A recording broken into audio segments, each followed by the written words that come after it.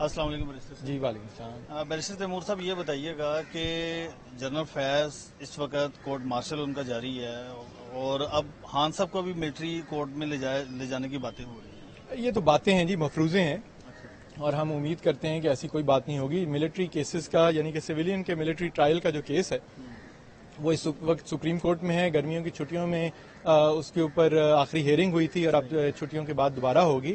تو ہمارا تو موقف اس پہ کلیئر ہے کہ سویلین کا ملٹری ٹرائل نہیں ہو سکتا۔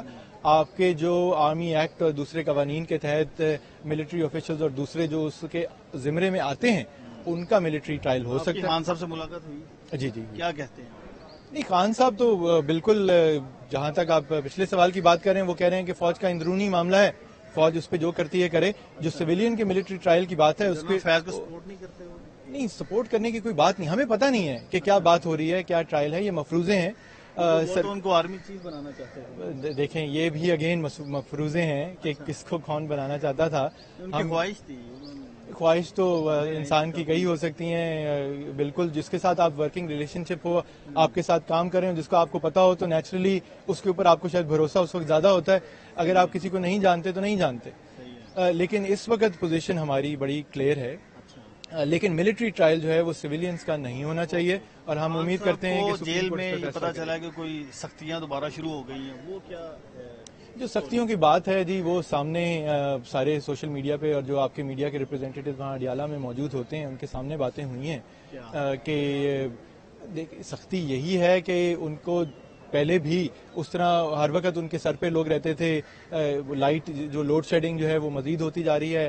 کتابیں خان صاحب کو پڑھنے کا شوق ہے اور انہوں نے اس سال سے اوپر میں بہت کتابیں پڑھی ہیں، اب ان تک کتابوں کی رسائی نہیں ہو رہی ہے، اور ٹی وی جو ہے وہ تو ڈیمانڈ کر کے ایک لگا دیے۔ دیکھیں، آپ ایک سابق وزیر اعظم کی بات کر رہے ہیں جو کسی قتل کے مقدمے میں اس وقت اندر نہیں ہے، وہ آپ نے کوئی تحفے تحائف کے کیس بنا کے، جعلی کیس بنا کے ان کو اندر پابند سلاسل رکھا ہوا ہے۔ تو نہ کوئی اے سی ہے، نہ کوئی اس طرح ٹی وی فیسلٹیز ہیں، اپنی مرضی کا آپ اندر انہیں صرف چینل دکھاتے ہیں، وہ بھی جتنی دیر آپ چاہیں اتنی دیر دکھاتے ہیں۔ تو یہ تو اس طرح تو نہیں رہے پہلے سابق وزرائے اعظم، تو ظاہر ہے کہ یہ چیزیں پھر جو عملہ ہے وہ بار بار بدلا جا رہا ہے، سو اس سے بھی ایک خدشات پیدا ہوتے ہیں جس کا انہوں نے ذکر کر دیا۔ صحیح ہے۔ یہ جو بات سامنے آئی ہے کہ وہ چوہے چھوڑ دیے گئے، اور یہ کیا معاملہ تھا؟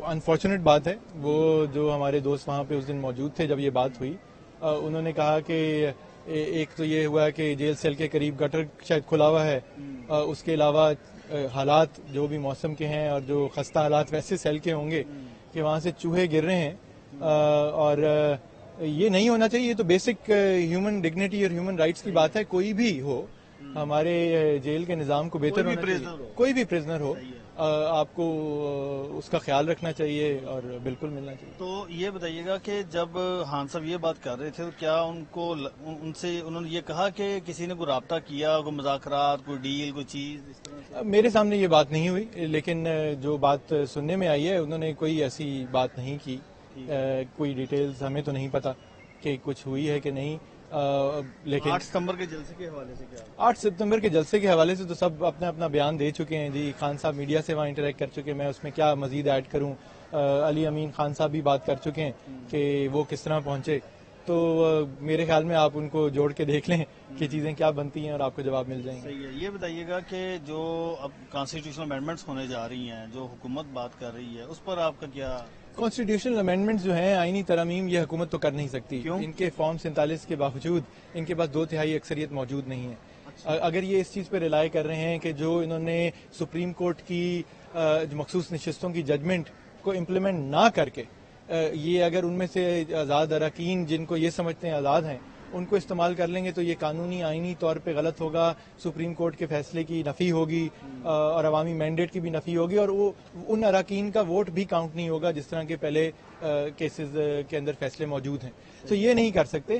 ہاں، ایک بات اور ہے کہ یہ کچھ ایکٹس آف پارلیمنٹ بھی لانے کی بات کر رہے ہیں جس میں 2 خاص طور پہ قابل ذکر ہیں۔ ایک تو یہ کنٹیمپٹ آف کورٹ آرڈیننس، توہین عدالت کا جو قانون ہے، یہ اس کو ریپیل کرنا چاہتے ہیں، اس کو واپس لینا چاہتے ہیں۔ کہ حکومت کے پاس، عدالتوں کے پاس جو اپنا آئینی حق ہے اپنی انفورسمنٹ کا وہ تو ہو، لیکن قانون میں جو اسپیسیفک رائٹس دیے گئے ہیں ان کو وہ کھینچ لیا جائے. دوسرا جو قانون ہے، سادہ قانون، وہ ہے سپریم کورٹ کے ججز کی تعداد کے بارے میں 1997 کا.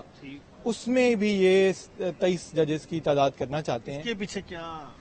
دیکھیں، ہمیں جو اس وقت حالات لگ رہے ہیں تو وہ تو یہی لگ رہا ہے کہ اپنی مرضی کا بینچ بنانے کے لیے، لوگوں کو کرنے کے لیے، اور یہ پاکستان نہیں پوری دنیا میں دیکھیں، یو ایس میں سپریم کورٹ کے جج کی تعیناتی کی بات آتی ہے تو وہاں بھی ہوتا ہے کہ ڈیموکریٹ ریپبلکن مائنڈیڈ ہے، اس کا بیک گراؤنڈ کیا ہے، کہ بینچ آئندہ پروگریسو ہے کہ کنزرویٹو ہے، آگے کیسے ہوں گے.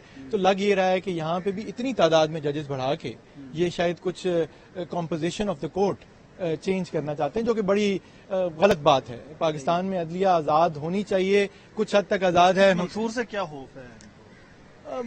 خوف ان کا انڈیپینڈنٹ جج ہیں. دیکھیں، وہ تو کسی کے بھی ساتھ نہیں ہے، کسی کے بھی شاید خلاف نہیں ہے، اور اسی لیے ان کو پاکستان میں کہا جاتا ہے. اور ایسے ججز کو موقع دینا چاہیے. ریفارم اورینٹڈ جج ہیں، وہ خود آ کے ریفارم کریں، اپنے ساتھی ججز کے ساتھ بیٹھ کے عدلیہ کا احتساب بھی کریں، انصاف بھی کریں، اور اس معاملے کو آگے بھی لے کے چلیں. Thank you. بہت